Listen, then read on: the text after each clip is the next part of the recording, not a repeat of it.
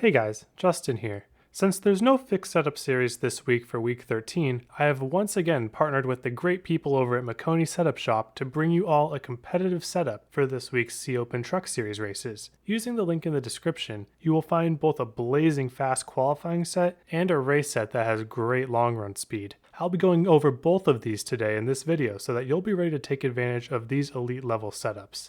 I know the last time that I partnered up with Makoni Setup Shop, I did my first ever Sea Open race and I got my first ever Sea Open win, so these things have speed. Thanks once again to Makoni Setup Shop for sponsoring this video.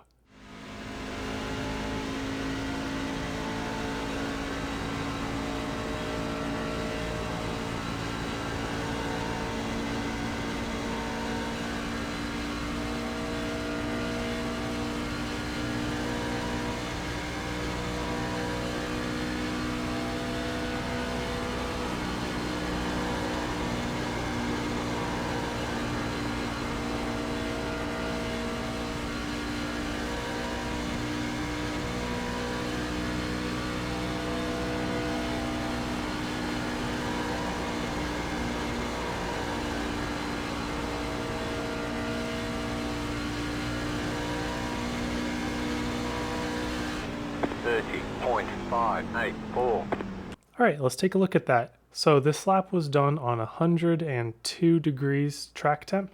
I've seen sessions that go all the way into the 90s and sessions that go all the way up to about a 110, 115, somewhere around there.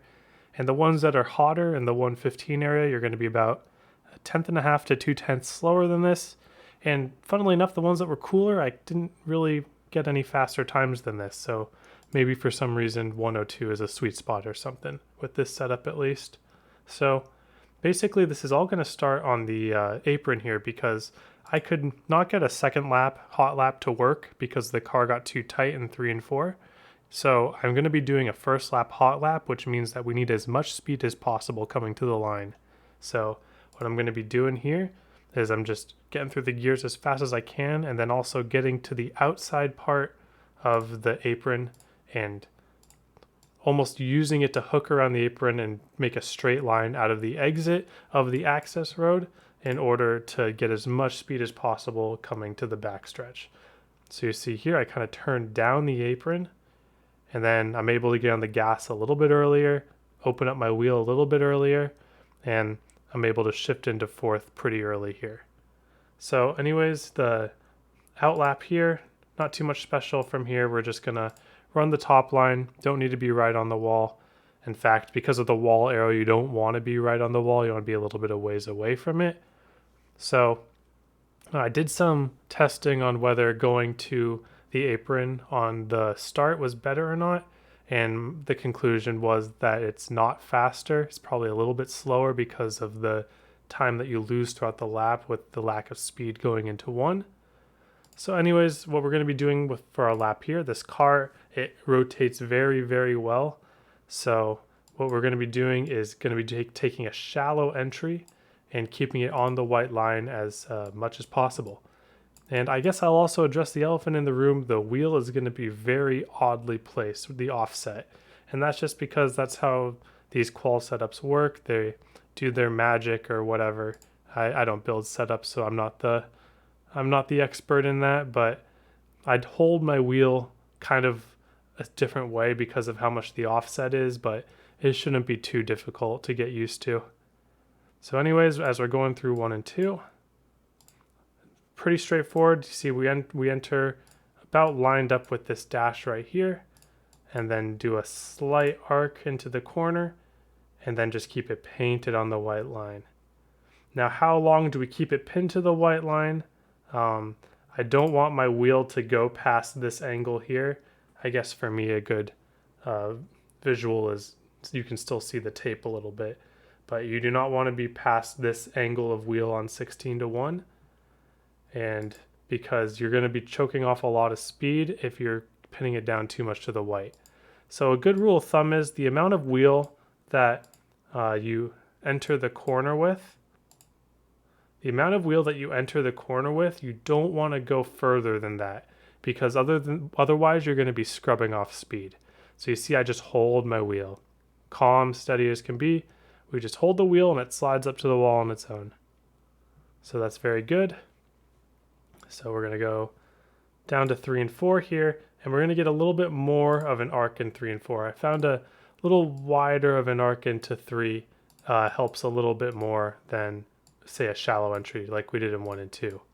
So I really like this little bit of a wide arc, but same idea, get it down to the white, hold that angle, hold the angle, hold the angle, and you see I still hold that angle, but I'm not letting it track all the way up to the wall. You see I'm about a lane off, maybe half a lane off.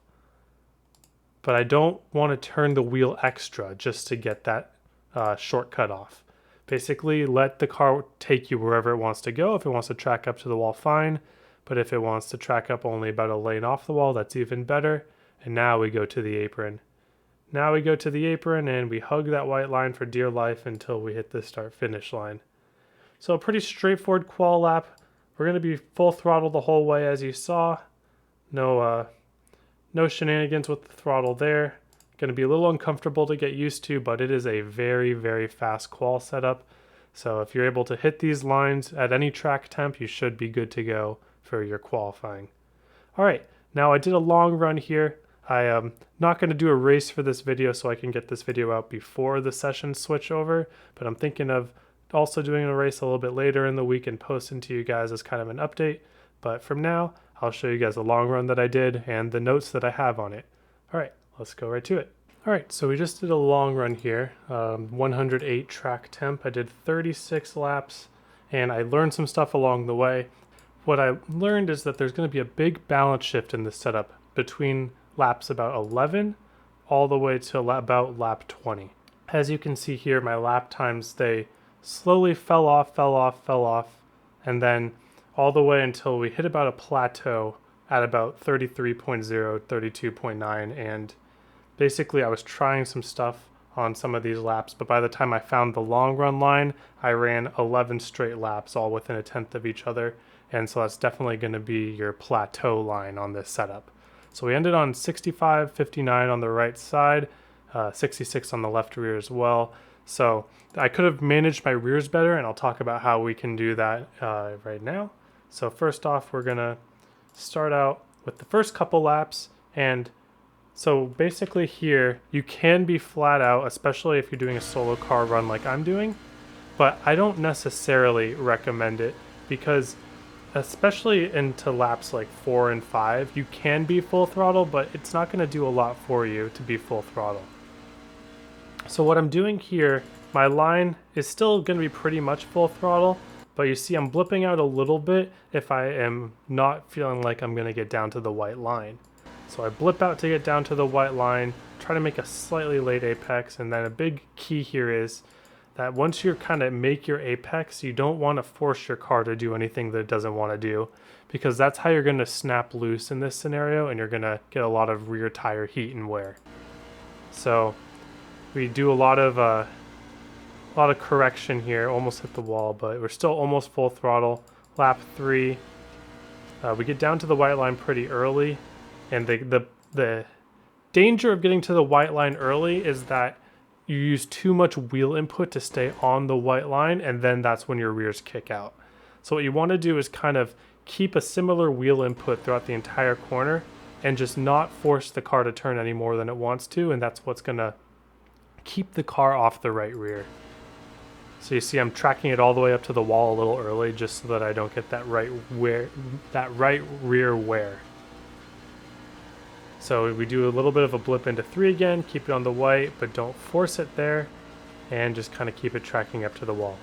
Okay, so that idea can kind of stay around for, I would say, about 8 or 9 laps. Let's go to lap 8 here.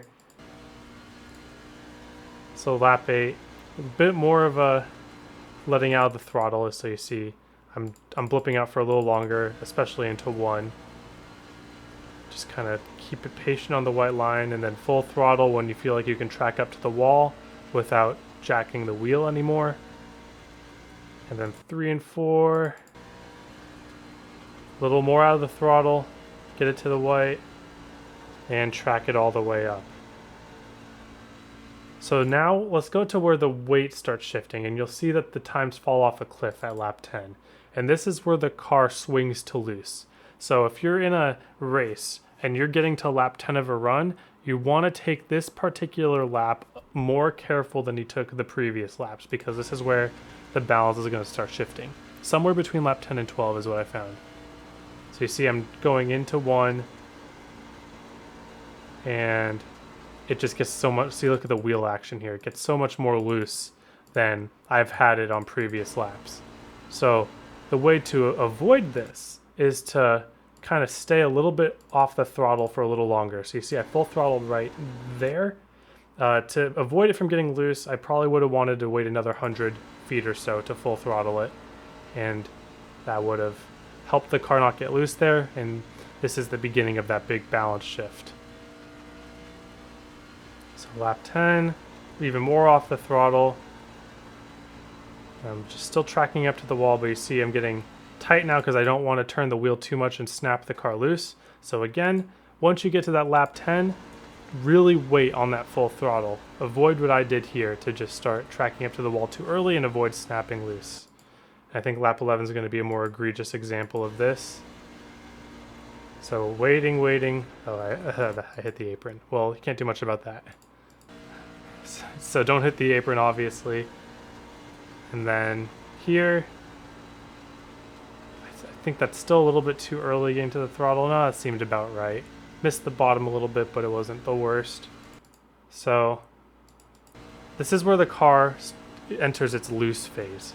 So you are going to feel ungodly loose between laps 12 and 20 if you attempt the line that you used for the first 10 laps. And this is by design because the car is just changing its balance for the course of the long run. You want it to be loose on the long run. But you see here, just sliding too much. So how do we avoid this slide? Well, you see I went for way too much throttle.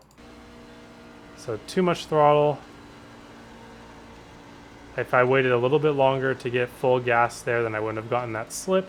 Maybe give up a little bit of time on the short term, but definitely save some rear tire. So the difference between getting, oops, that's gone now. The difference between getting 59 on the rear tire and 66 on the rear tire on lap 36, as I did, was basically between laps 10 and 20, just managing that loose race car. And this is where, if people have a setup that's more short run based, this is where they might take advantage of you. But because this is a long run based setup, definitely work hard at learning how to control this car between laps 12 and 20. So you see I was struggling with it here, and I'll probably go back and practice that more before the race and let you guys know. But what I really want to show you is after we get to about lap 20, so we hit this plateau at about 33 seconds. I think I was trying the wall here. The wall doesn't particularly work. Yeah, see, I'm trying the high side or trying the middle, and it's just that was too slow. So the top in this setup does not work, at least up until lap 36, and it really did not feel like it would work ever. You're just in too much in throttle time, and the car is a little too loose to make the top line work ever. But that's okay, because if we go ahead to lap 25 here, you can see that from lap 25 to 36, I have all the same lap times, and this is the line that I did. So from here, blip full out, get back into half, and then just the smoothest throttle up of all time to exit the corner. Did you see how my throttle just basically was super duper smooth going from half to full? So full blip out, back to half almost instantly, and then the smoothest throttle up of all time, and your car will stay pretty much in balance as you want it. It might get a little loose, but it's honestly nothing compared to what you're feeling around lap 12.